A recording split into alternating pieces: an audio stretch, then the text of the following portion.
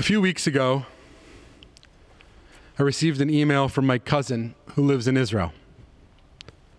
It was a New Year's greeting, and attached to the message was a picture taken from Google Street View. The photo showed a gated storefront on the corner of a small intersection. A box truck is passing by, and a few pedestrians populate the street. Above the store is an apartment. There's a balcony that looks out over the moderate bustle below. But all in all, the building is unremarkable, and the type of facade you would pass by 100 times before you ever might stop and consider its story. But my cousin sent me that picture because it belonged to my great-grandfather. That building belonged to my great-grandfather in Calabazzar, Cuba, part of the city of Havana, just outside the airport. It was his general store on that corner, and the apartment above and behind was the home he lived in. It's where my grandmother lived, and my mother has vivid memories of being in that place as a young girl. But I have never been to Cuba. And the story of my family in that physical building was over long before I was born. Yet as I saw that photograph, I felt an immediate sense of connection. That was my great-grandfather's store. It was the business he built and operated, a business built and operated by Chaim Lifshitz and Yochai Grinberg as they raised their family, part of a network of immigrant communities in its area, buzzing with the hum of family and connection. And this physical building was the result of their relentless hard work and ambition. It's how they sought to build a world of meaning and prosperity and potential for their descendants. Of course, Chaim, who also came to be known as Jose, was not born in Cuba. He and my great-grandmother were immigrants who sought opportunity and safety in a new place where the hope was things would not be as bad.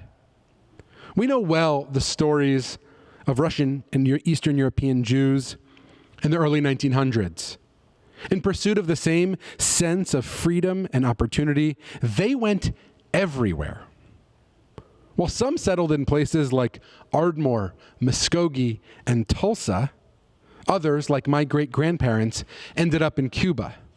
All of them driven by a sense of ambition and an urgent need to make a life for themselves. But for my family, the wandering did not stop with my great-grandparents. Castro came to power and the government now owned that storefront.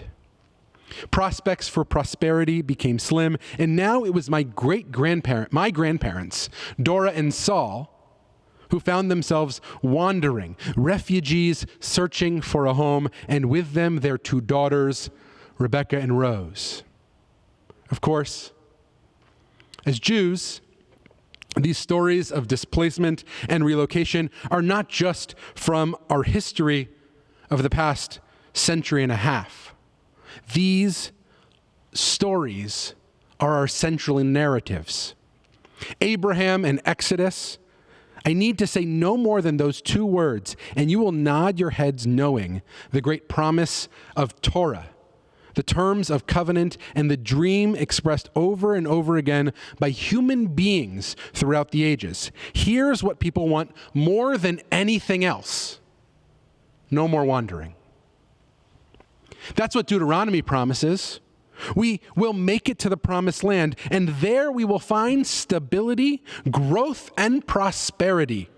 The struggle, whatever it may be, will be worth it because we will reach the promised land. Unfortunately, reaching the promised land does not mean an end to the struggle. On the contrary, even when we make it to our destination, the challenges we face are immense and ongoing. There is always the worry that another existential threat will come along and force us to move again. That's the story of the Bible. We make it to the promised land, but it is the drama of conquest and exile which animates biblical history. And that's the story of my own ancestors as well, who made it to Cuba. But new leadership arose, and resettlement was the only path forward. And so too for many today. Resettlement remains the only path forward. Like me, I know some of you cannot stop thinking about the Afghan refugees who now find themselves in makeshift villages on military bases across this country.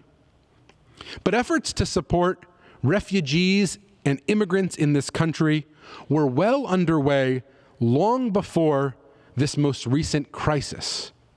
Refugee resettlement is one of the things America does best. Immigration has always been a key to the establishment and growth of this country, but the first federal legislation regarding formal refugee resettlement was enacted by Congress in 1948. It allowed for the admission of 250,000 displaced Europeans. Later, more were allowed in. For the next 30 years, waves of refugees entered this country, assisted mainly by private, ethnic, and religious organizations. These efforts formed the contours of today's resettlement landscape. Following the fall of Vietnam in 1975, the last time the U.S. faced the challenge of resettling thousands upon thousands of refugees, Congress created a mechanism for standardizing resettlement services for all refugees admitted to the United States. Since then, the U.S. has resettled more than 3 million people, with the number of arrivals being dictated by the president each year. What this means is that federal tax dollars are allocated to fund private nonprofits and religious institutions to take on the work of resettling refugees who arrive in this country. The work is often straightforward. Meet new arrivals at the airport and set up their housing. Ensure there are enough spoons and forks in the drawers, and provide culturally appropriate food as they transition to their new reality.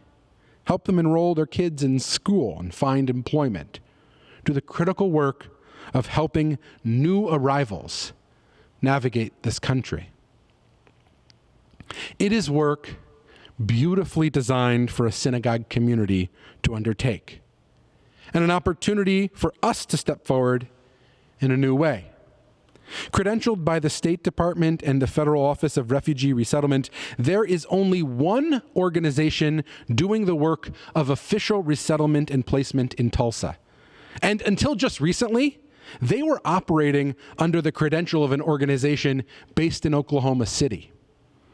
With everything I've said about the nature of this work, I know it won't surprise you to learn that the synagogue is now set to be the second organization officially credentialed by the State Department and the Federal Office of Refugee Resettlement.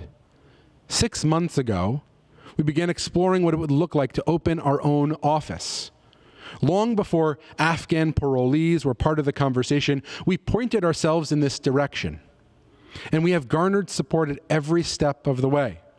The mayor's office endorsed our application, as well as the chief of police, the superintendents of our local public school systems, heads of social service agencies, and the state's official refugee coordinator too.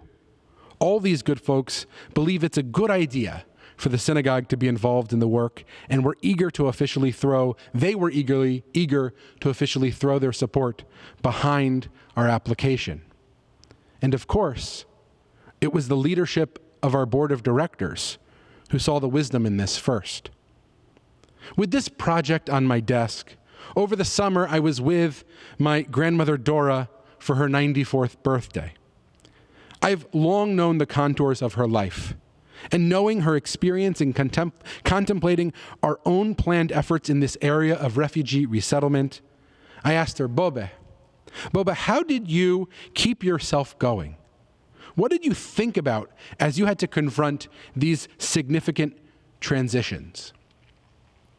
She thought quietly to herself and said this: I always remembered what my mother taught me.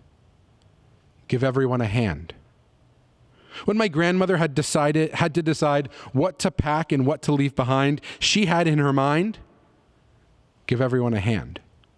When she found herself comforting her children as they adapted to learning in yet another school and in yet another language, she thought to herself, give everyone a hand. When she needed assistance from others, she kept in her mind, give everyone a hand. And this lesson rings in my head as well, as the synagogue readies itself to take on this work. What prompts many of us into seeing the value of this work is how closely our own stories are tied to the current plight of refugees. No matter our ancestry, we are all connected to immigrants and refugees. Some of you are like me and share a story of Eastern European Jewish immigration, and indeed the wave of immigration that founded our synagogue was exactly that.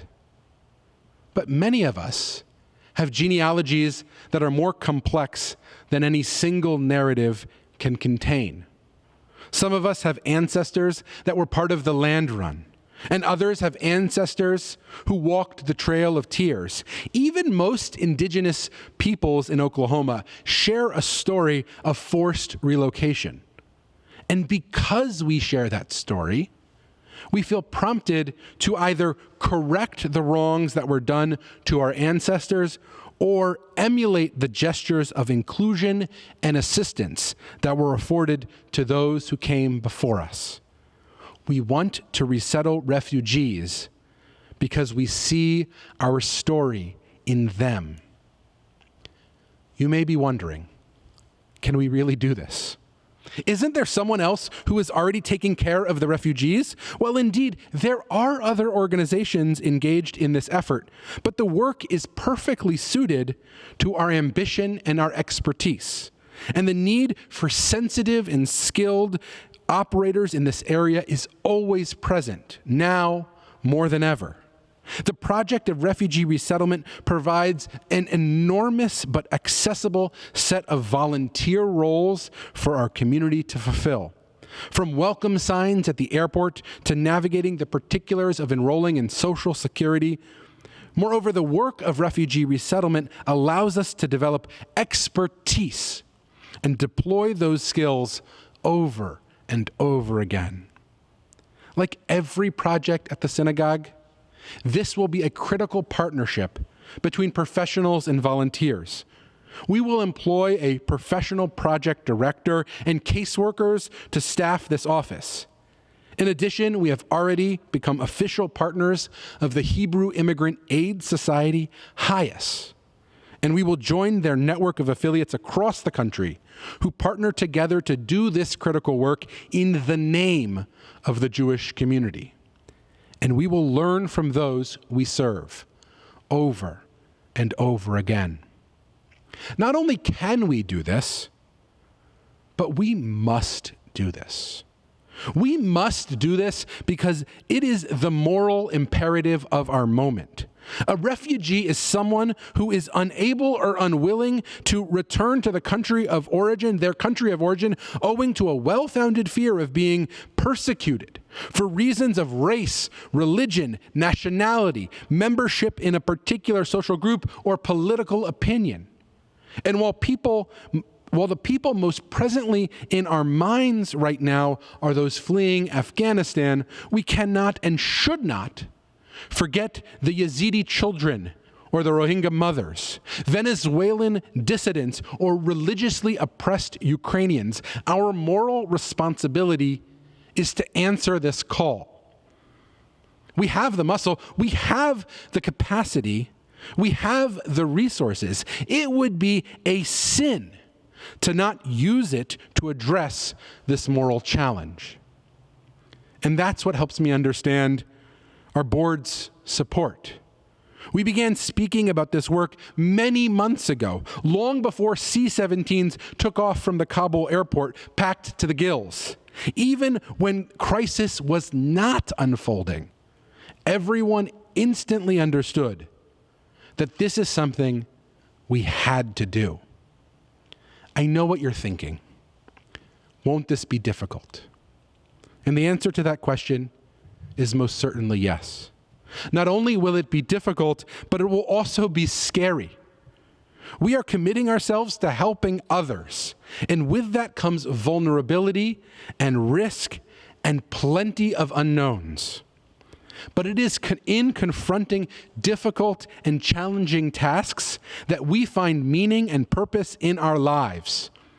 At least, that's how I understand what the Torah teaches me. If the Bible is a story about God's will and providence, then wouldn't the story make more sense if God magically placed the Israelites at their final destination? That'd be real proof of God's existence and a good strategy for engendering fealty to the God of Israel. But that's not the story. The substance of Torah is all about struggle. And that's because in struggle and in challenge, we learn the most about ourselves and each other. And no matter how scary or difficult our work might become in standing up and supporting this refugee resettlement agency, we know that our challenges will pale in comparison to the realities faced by those refugees we will be serving. If all of what I've spoken about this morning speaks to you as well, then you will be asking yourselves, and me, when will this happen?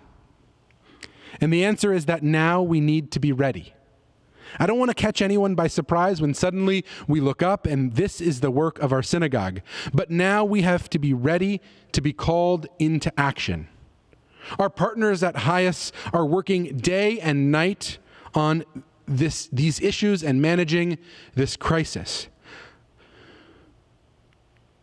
Perhaps next week, or perhaps next month, or perhaps by the end of the year, they will call us into service.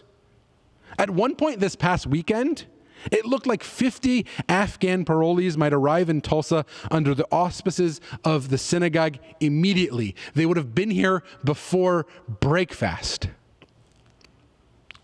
Just 2 hours before Kol Nidre yesterday, I was on the phone with leadership of our local partners in this work. There are housing issues to solve. There are fundraising goals to meet and programs to implement.